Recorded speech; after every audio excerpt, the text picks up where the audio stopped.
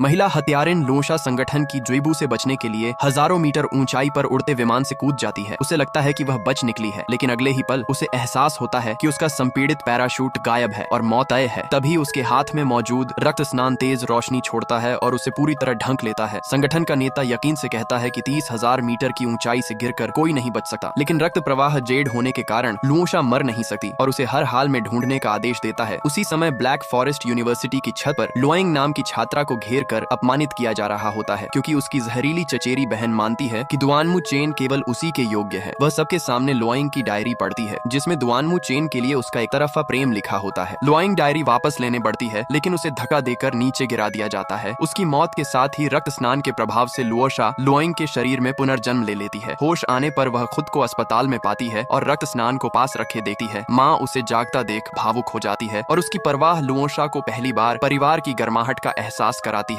जो उसने कभी हथियारों के प्रशिक्षण शिविर में पली जिंदगी में महसूस नहीं की थी। माँ दुख से कहती है कि एक आदमी के लिए वह मरते मरते बची और उसका बच जाना किसी चमत्कार से कम नहीं। लोइंग उसे भरोसा दिलाती है कि अब वह दुआनमू चेंग को पसंद नहीं करेगी। तभी नर्स फीस जमा करने का दबाव बनाती है और गरीबी का ताना मारते हुए उनका अपमान करती है। लोइंग उसकी नजर से उसे चेतावनी देती है, लेकिन नर्स उसे एक मामूली लड़की समझकर और ज्यादा बेइज्जत करती है। लोइंग गुस्से में खड़ी होती है। तभी बड़ा भाई आकर बताता है कि पैसे का इंतजाम हो गया है। उस भाई को देखकर जिसने बहन के लिए नामी कॉलेज छोड़ दिया था, वह अपना हाथ पीछे खींच लेती है। माँ के पूछने पर भाई बताता है कि दूसरे भाई लुओ चेंग ने भूमिगत कार रेस में हिस्सा लेकर 5,000 उधार लिए हैं। शर्त जानकर लोइंग समझ जाती है कि हारने पर हाथ काटना होगा और माँ यह सुनकर बेहोश हो जाती है। माँ को बड़े भाई के हवाले कर लोइंग दूसरे भाई को बचाने निकल पड़ती है। रेस ट्रैक पर दुआनमू चेंग की साजिश से लू चेंग हार चुका होता है और उसका हाथ लेने की तैयारी चल रही होती है। तभी लोइंग आगे आकर रेस की चुनौती देती है और अपने भाई को छोड़ने की मांग करती है। सब उसे बिना लाइसेंस की लड़की मानकर मजाक उड़ाते हैं, लेकिन वह जीत का दावा करती है। दुआनमू चेन अपने सैन्यान्वित जीतों का घमंड दिखाते हुए उसकी टांगों को दांव पर रखता है और लोइंग मान जाती है। रेस शुरू होते ही सबको लगता है कि उसकी कमजोर कार के कारण वह हार जाएगी। दुआनमू चेन आगे निकल जाता है, लेकिन लोइंग अपनी असाधारण ड्राइविंग से दूरी पाटने लगती है। दुआनमू चेन को एहसास होता है कि सामने कोई साधारण लड़की नहीं